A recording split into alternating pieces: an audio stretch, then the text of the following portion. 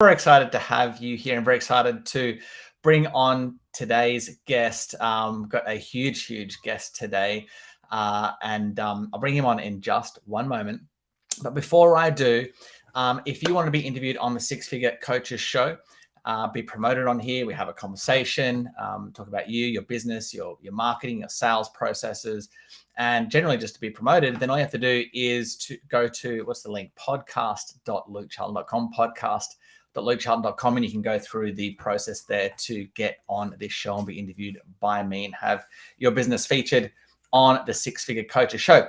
So with that being said, I'm super excited to bring on today's guest. The reason why I'm laughing is because his bio is like about 5,000 words, so I won't read it all off. But I say that to say, he's been in business for over 35 years, and he's got some serious credibility. So let me go through that right now. He's an internationally acclaimed business coach, speaker. His clients have garnered multiple Entrepreneur of the Year, like Ernst & Young Entrepreneur of the Year awards.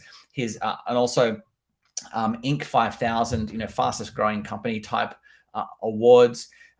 He has spoken at Inc. magazine conferences, Fortune Growth Summit. The cool thing is he does daily email like yours truly, which we'll get into. And he has multiple best-selling books. I mean, again, I could go on and on, but I'm just going to bring him on and we'll get stuck into today's interview because I'm very excited. Rich Russakoff, welcome to the Six Figure Coaches Show. Pleasure to have you here. Luke, thank you. I'm honored to be here. So let me ask Rich, let's start with a bit of your backstory. So how you got into becoming a coach, and just a little bit of your journey to where we are today, or where you are today. Well, it would start with the fact that I'm a third generation entrepreneur. Yep. And I started my first business on the Outer Banks of North Carolina, yep, which was a jewelry and gift destination seasonal business. When I sold it, I became interested in how businesses changed hands. So I joined a business brokerage franchise. And when I had my first business, I learned the importance of how to lead people. And it was more important to be respected than be liked. Mm-hmm. Understand how to manage the margins and grow. And then when I became a business broker, what I discovered was that entrepreneurs would buy a lemon and sometimes take it into a lemonade, or they'd buy lemonade and make a lemon out of it. Mm-hmm. And ultimately, it wasn't the business, it was the leader, the management, right, and how they ran it. Yep. So from there, I was fortunate enough to be on more sides of the deals than anybody in the network. So the franchise, VR Business Brokers, asked me if I would go around the country and teach brokers how to work smart and efficiently, and also coach the owners of the franchise. And when I started doing that, I loved it. I loved doing workshops. I loved coaching. And in 1985, I went on my own and I started what was then Bottom Line Consultants. Yep. And very important point here, I realized I was not a consultant. I was a coach. So I changed it to Bottom Line Coaching. Yep. The difference is, I think consultants are more transactional, and a coach really works with you side by side to help you grow. Can you expand on that? What you mean by that? That's interesting. So what do you mean by more transactional for the consultant? Well, I think a consultant comes in, there is a project, clearly defined scope of work. Yep. They do the project and they say goodbye. Yep. As a coach, I want to understand you. I want to know what makes you tick. I want to get clear on your goals. I don't bring a cookie cutter approach to working with entrepreneurs. I bring a holistic approach so that I really help them grow. Every entrepreneur is different. They have different journeys, different needs, different backgrounds. If I were coaching, Luke, 3 enterprises in the same industry making the same amount of money wouldn't mean they have the same challenges. Are they going up? Are they going down? Are they going rapidly? Are they in over their head? So I focus on the needs of a specific entrepreneur, and we establish goals, and I help them achieve their goals. First and foremost, what are your goals? Where do you want to go? What are the loose ends that you need to take care of? And how can I help you get there? Okay. So do you work mainly with them on leadership skills, or because you position yourself as a business coach, like just from your bio, but are you what areas is it just the leadership journey working with them on, or what are you kind of doing with them? Well, I have clients I've worked with for 10 years and for 20 years because we've established a relationship. I know their team. In many cases, I'll coach the people that work for them, but it's not just leadership. It's the critical importance of learning how to monitor and manage your cash flow. It's not being afraid of financials. It's looking for opportunities in the market. And quite often, the most important thing I can do is say, let's talk about that. Should you really go and do this?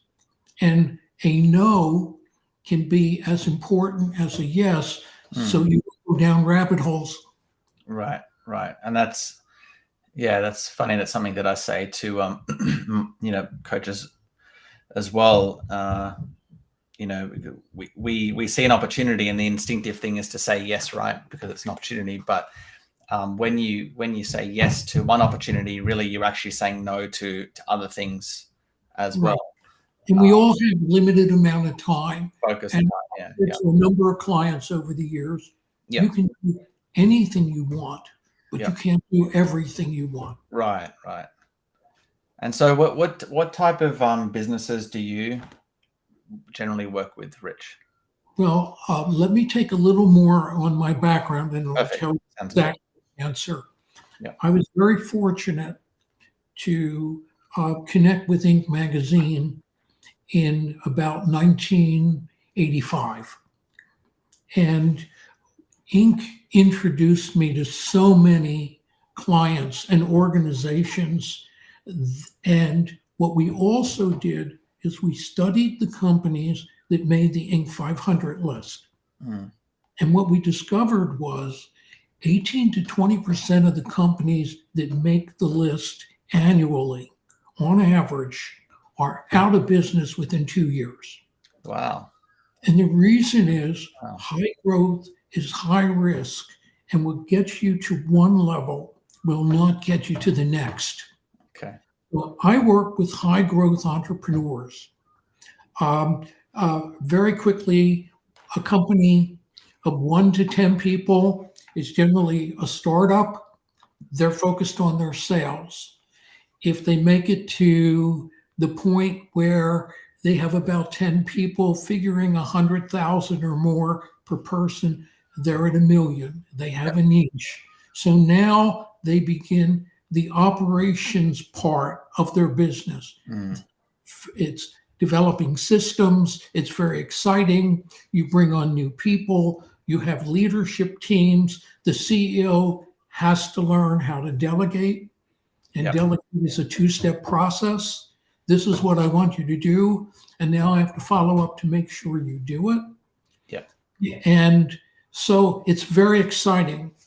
Once you get to 25, the third phase is a transition stage where you go from mom and pop to a professional company. And this is where all hell breaks loose. Purgatory sets in because everything that worked before does not work now. the people that may have really worked so hard to get you there, they no longer have the skill sets that you need to get to the next level. So the CEO truly has to reinvent themselves. They have to have the right systems and processes, and they have to make a lot of changes. And most companies do not make it past the 25 to 50 marker. Yeah. And the difference is when you get to 50 or more, you should be a professional company, which means if you take off for a month, the company runs fine. Right. Right. Okay. And so, okay, so you work with entrepreneurs at the initial 7-figure stage, or where do No, you come in? that transition stage is generally where an entrepreneur realizes they need a coach. Like the 25 million Yes. stage. Okay. Well, it's 25 employees. 25 employees. Okay. Yes. And that would be 2.5 million to 5 million. And then Yep. growing from 5 to 10 is very difficult. Yeah. So the initial phase, which is a lot of coaches listening to this, they're in the beginning phase of just creating a system that brings in consistent sales, right? That's what when you first start a business, you just want to obviously prove what you have is something the market wants, and start selling it consistently. So that's probably like 0 to 1 million. And then once you get to that level, then you are starting to delegate. Is that correct? You're starting to learn how to delegate and systemize. That's an essential characteristic of leadership. Right. It truly does take a village, Luke, and you can't do it by yourself. And that's why you need the right players, and they need to understand their roles. And that you have to have, as the book Good to Great said, the right player on the right seat of the bus. And I help them do that. One of the things I do when I first work with a company, and my wife and I works with me on this, we interview at least 10 people in the company. Yep. And Luke, most of the answers are already there, but it takes the guru from afar to tell the CEO what their people already know. Yep. Yep. And so you help. So tell me a little bit about what you actually do with them specifically. Or actually, no, tell me about what do you typically hear from employees when you go to interview them? And was it about 10 people in the company? Oh, sorry, about 25 people in the company at that stage. Okay. What generally, because I'm sure you probably hear a lot of problems from employees at that stage, right? So unhappy about this, and this. What are kind of like the common things that you hear from staff at a business at that level? The first thing I ask them is, what do you like about the company? Yep. What are areas where the company can improve? Tell me about the CEO and your manager. How comfortable are you with them? What were your 3 wishes for the company?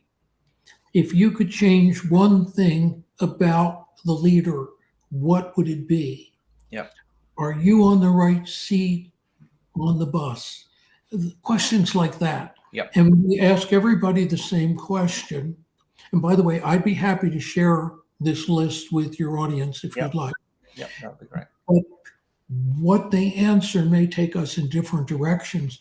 Right. And sometimes we see terrific talent that hasn't been recognized yet. And sometimes we see people that I like to call interior terrorists that are not healthy for the company and the company's culture. Yep. So then we report that back to the CEO, and we let him see the answers to all the questions. And by this time, we've already vetted the CEO. We know what the CEO thinks their problems are. Yep. It just also adds tremendous credibility for us with the people we've interviewed. And what do you hear from employees typically?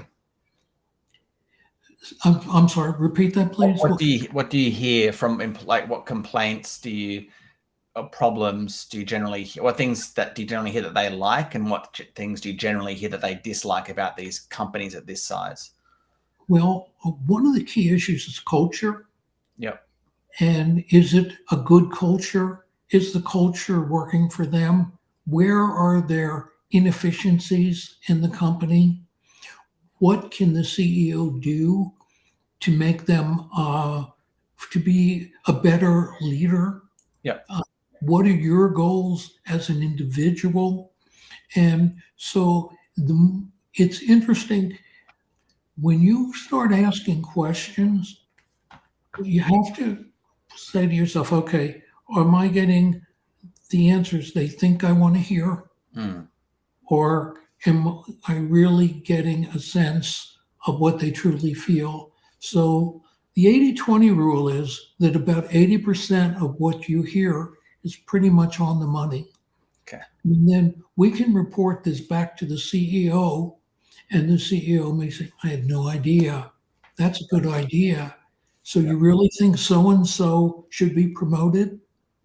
I've been thinking about letting somebody go for a long time, but what you're telling me is they're the wrong person for the job and they're not a good fit for the company. Mm. Interesting. And so for the coach listening into this, that same, doing, most coaches probably listening to this are doing between $50,000 to $100,000 per year, I would say. At what stage, some will have a VA, like just a virtual assistant, maybe in the Philippines or whatever. I wouldn't call them, a proper employee, obviously, but they would delegate some tasks like email or setting up tech stuff.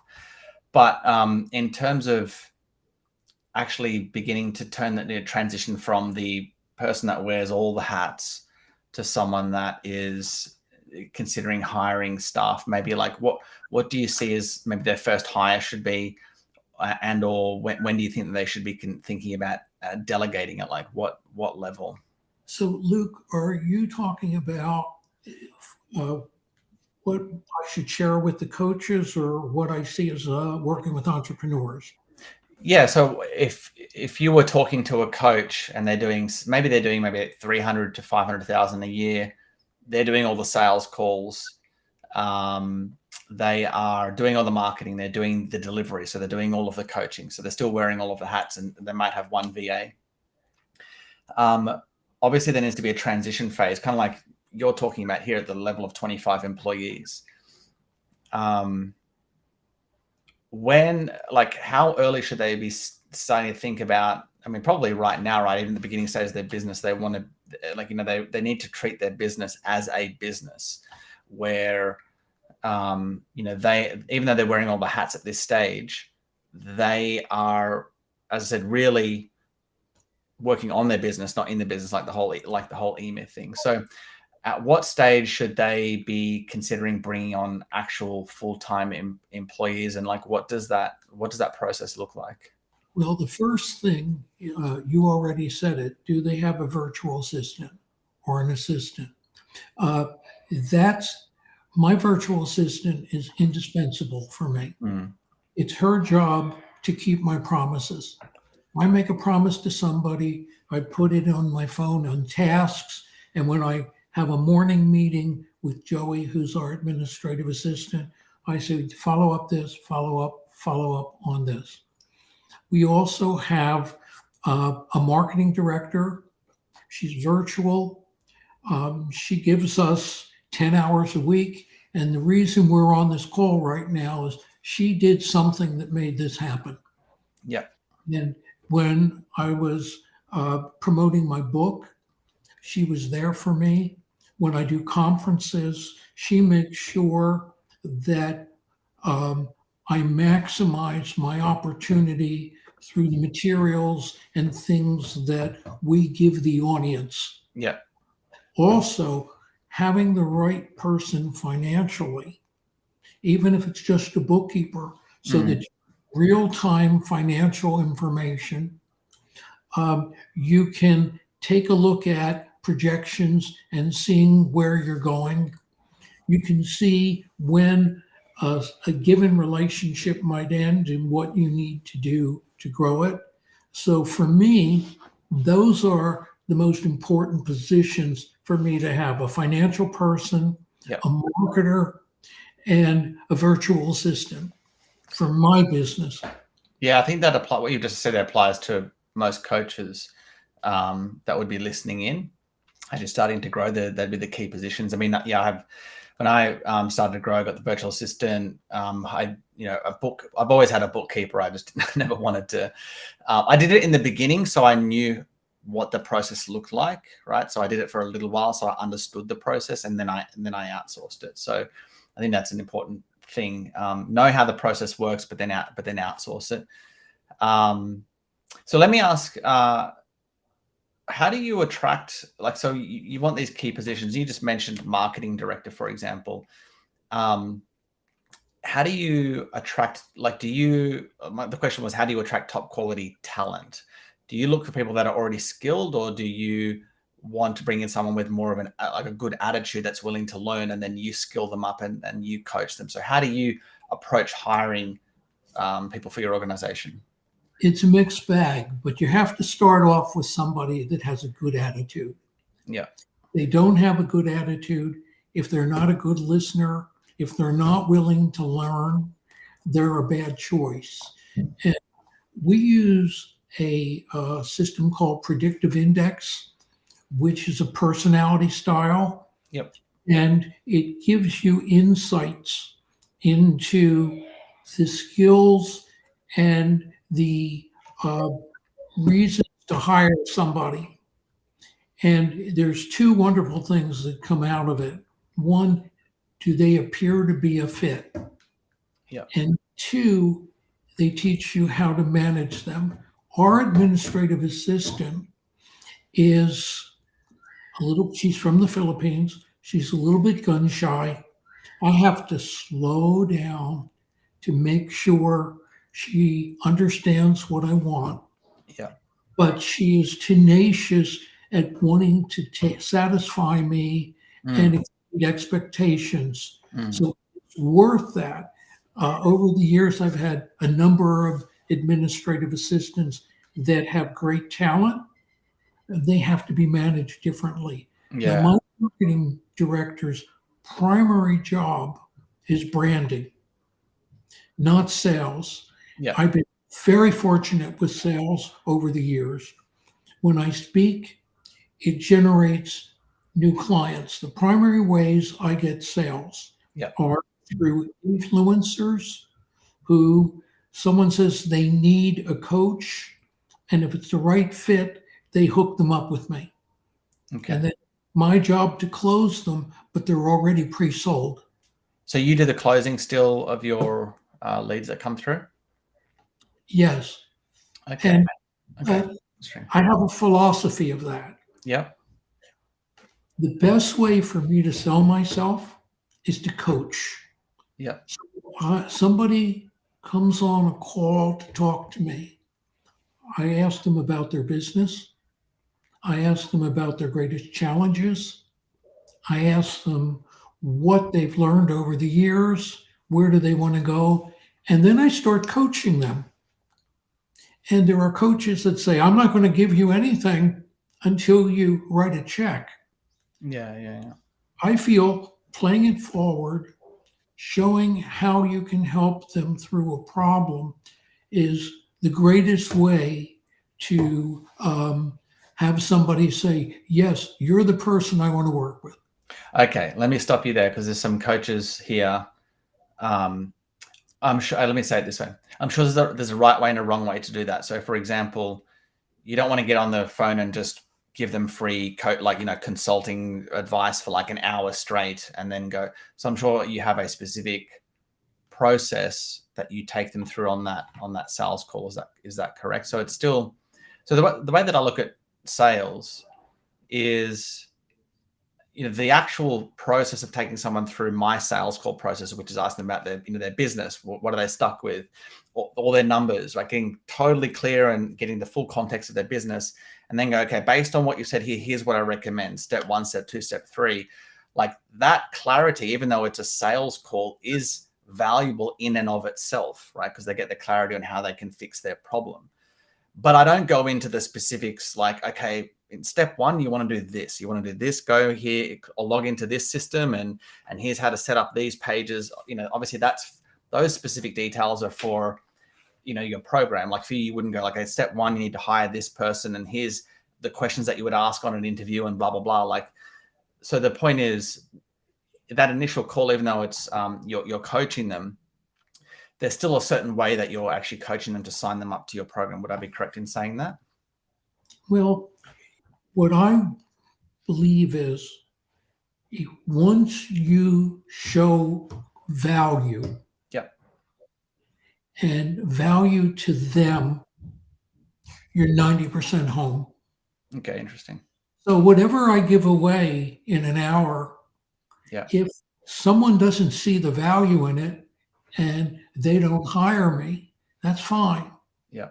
But if someone starts to see, hey, this guy gets me, he listens to me, wow, he's got some solutions. And Luke, like you sell with stories, I do the same.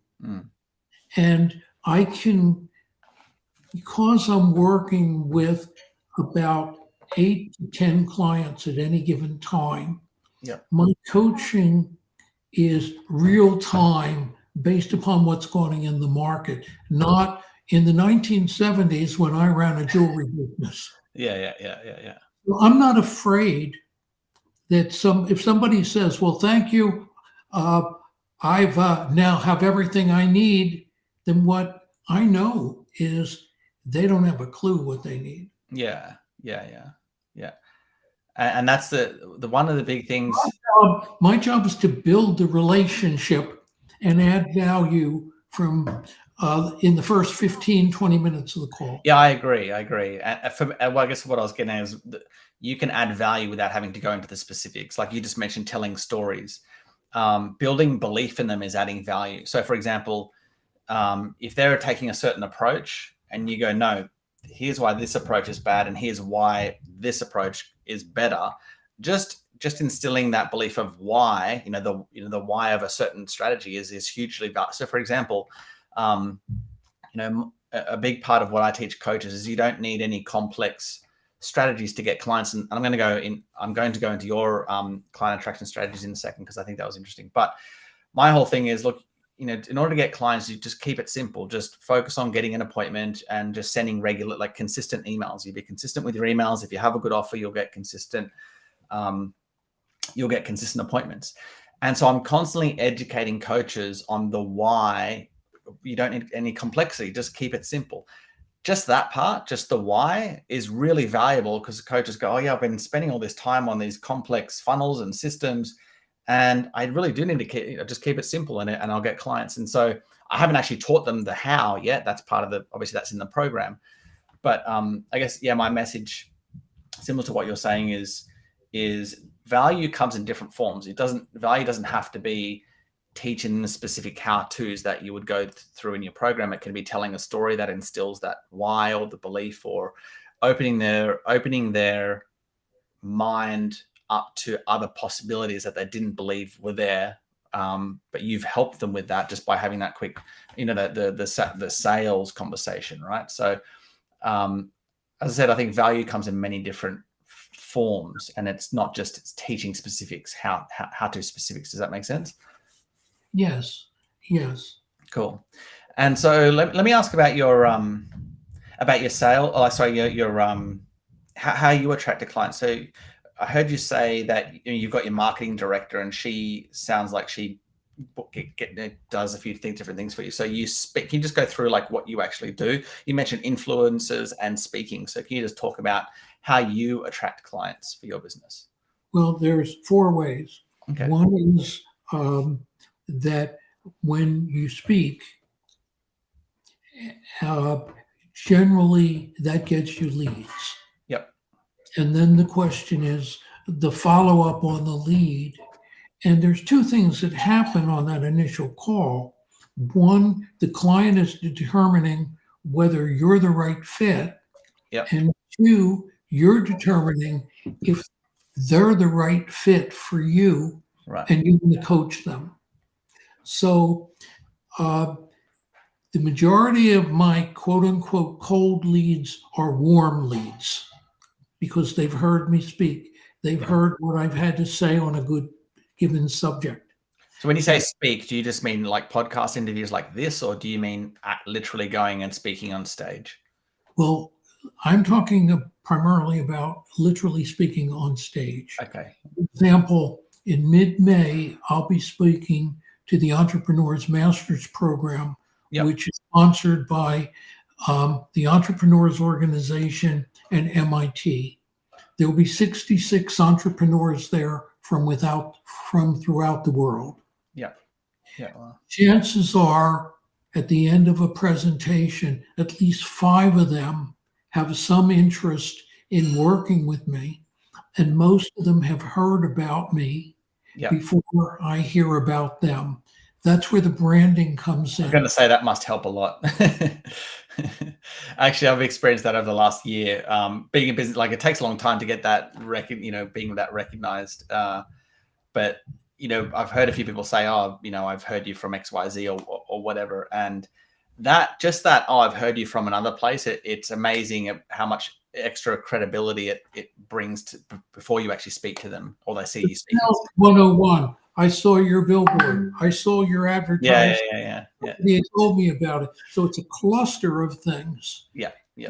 Also tapping into a need. What is it the client needs? And pitch them on that. Don't pitch them on something you did for somebody else that has no value to their need. Find the pain or find the opportunity. Yeah. And that's sales 101. Yeah. And I mention that all the time. If anyone, I've got another podcast that I just do a personal one. You always start with what problem are you solving? Like what painful problem are you solving? Start there. That's where your business starts. It doesn't start with your offer or your program. It starts with the market and what pain that they're in. So to take it further. Speaking gives me clients that I coach. Coaching gives me credibility when I speak.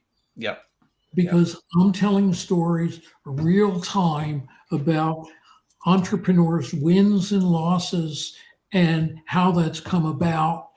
And my most well-received program that I do, that I've done all over the world, is how to overcome barriers to peak performance.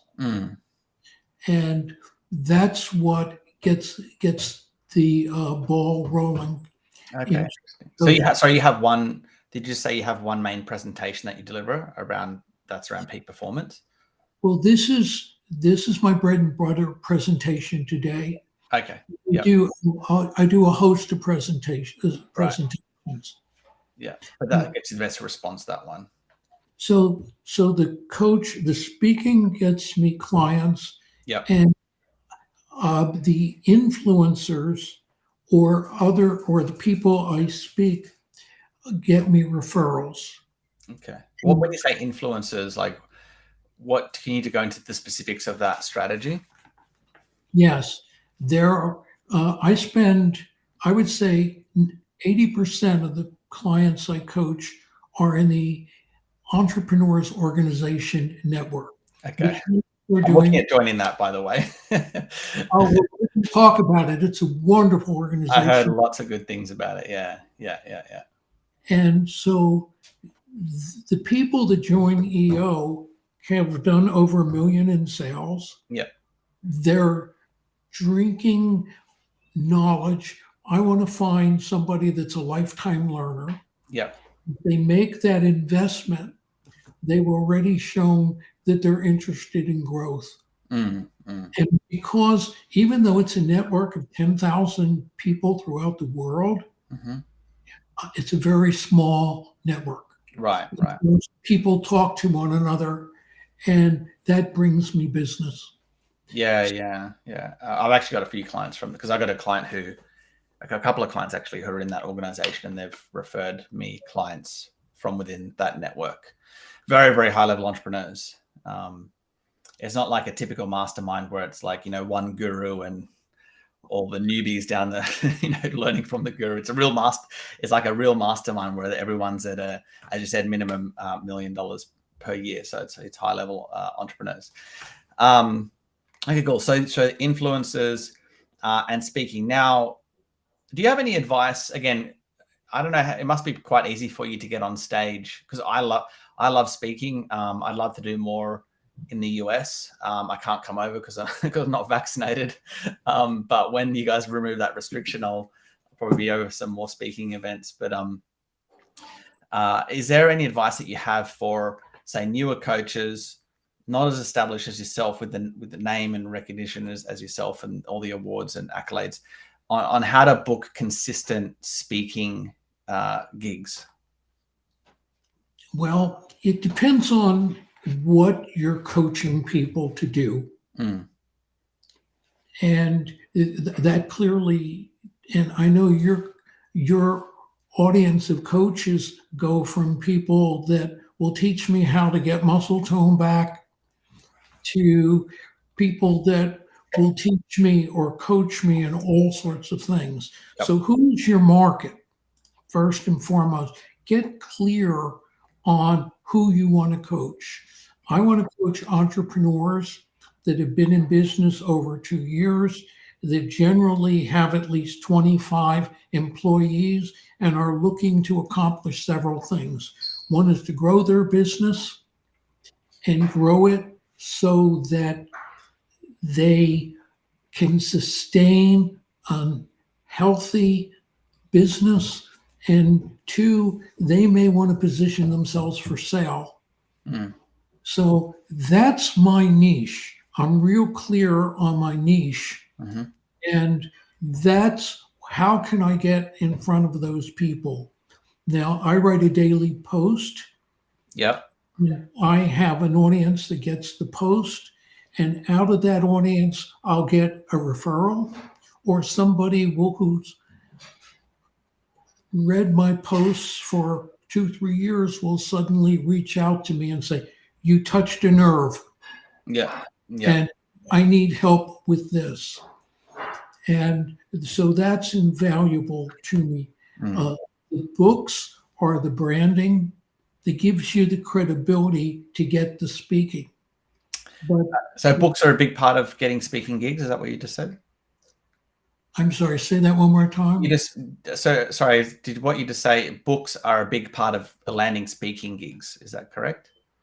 Well, books, here's what I've learned about people that hire you to speak. Yep.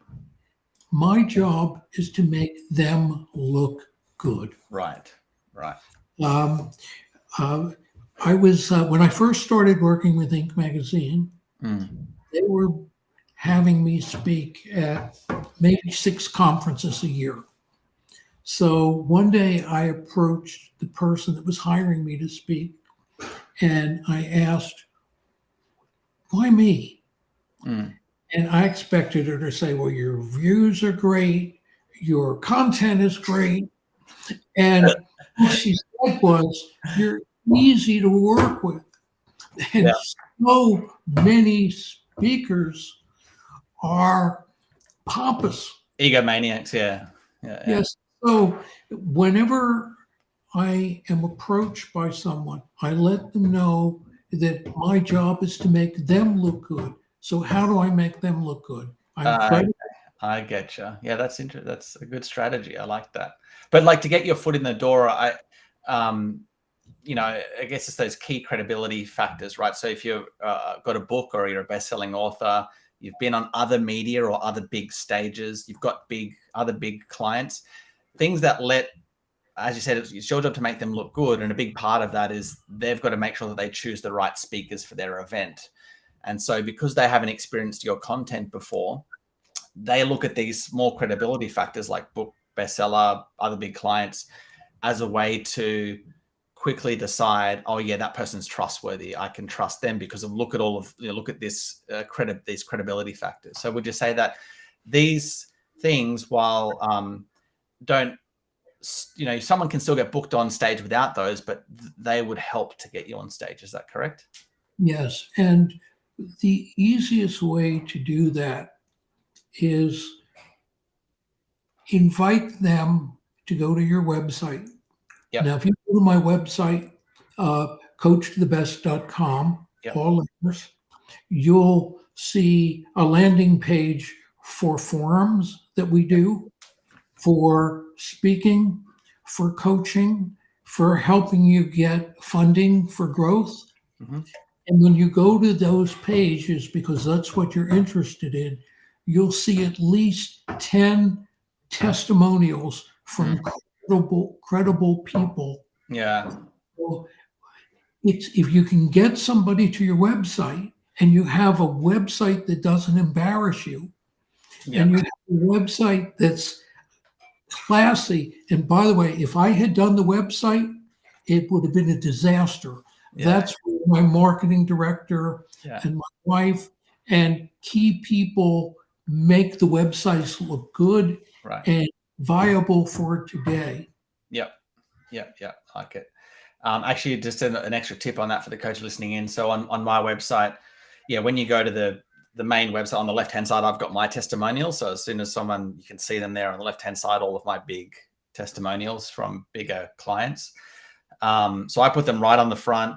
And then I also have a, what I call like a media, let me go here. I'll just quickly go to my site, media kit. So when you have something like a media kit and you've got your photos in there and you've got your short bio, medium bio, long bio, coaches just model, press kit. So just model what's on my site. By simply having a press kit, it says to other media people that the assumption is that you've been on interviews, right? You've had, you have been on stage or whatever. And right under the media, so I've got the media title, then in that menu is press kit. And then underneath that is another page to Luke's interviews. So anytime I do a podcast interview, I just add it to that list. So I've got a whole list of interviews. And again, that just builds credibility when someone's checking you out. And they go, oh yeah, look, they've been interviewed on all these podcasts. They've got a media kit. They've got these testimonials. And it's these quick things that says, oh, they're a real expert, without them having to spend hours watching your content, right? Because they're not going to spend a ton of time watching. They might check you out for a few minutes here and there, but these things allow them to quickly decide, oh yes, this person's a real expert. So what another thing a good coach does is to listen. From this interview, I'm going to go back and see if we have a decent press kit. And if we don't, I've learned from you to take action on that and enhance my game, which leads to another thing I would like to share. My philosophy of coaching. Sure. There's an old joke that a coach borrows your watch to tell you the time and then gets to keep the watch. And here's what that means. You come to me with a problem. So I'm borrowing your watch. By giving you the solution, I'm telling you the time. And because of our engagement, I've learned things that make me a better coach. And that's how I get to keep the watch. Okay. I never heard that before. That's interesting. So basically, good coaches judge their wealth by how many watches they have. Right. I love that. Actually, that's a good place to wrap up the interview. I've got one more question, and I ask this of all the guests, Rich. You're standing at the top of a mountain. There are thousands of coaches below you, and you can only shout to them one message to be a successful coach, successful business owner. What is that one message? Listen to what the client needs.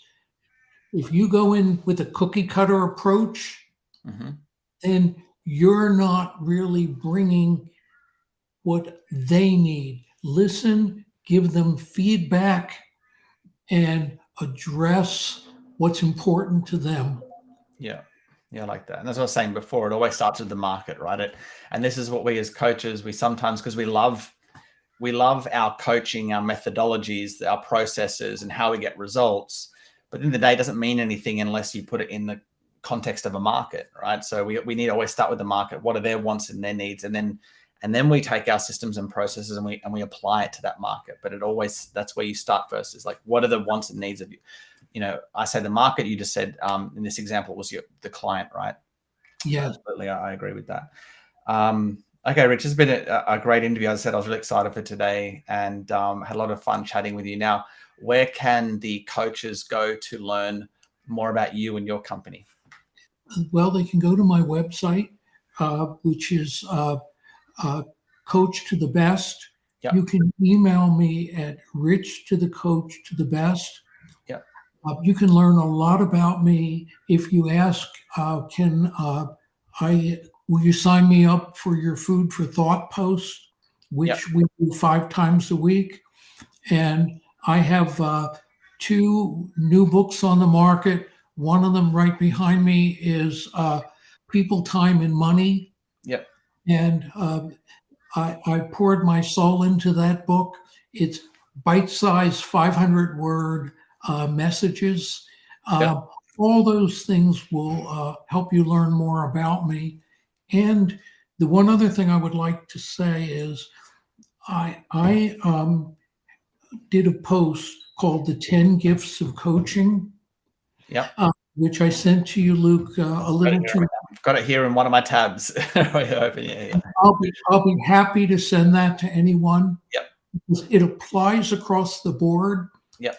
I learned the 10 Gifts of Coaching from an article in Runner's World 30 years ago.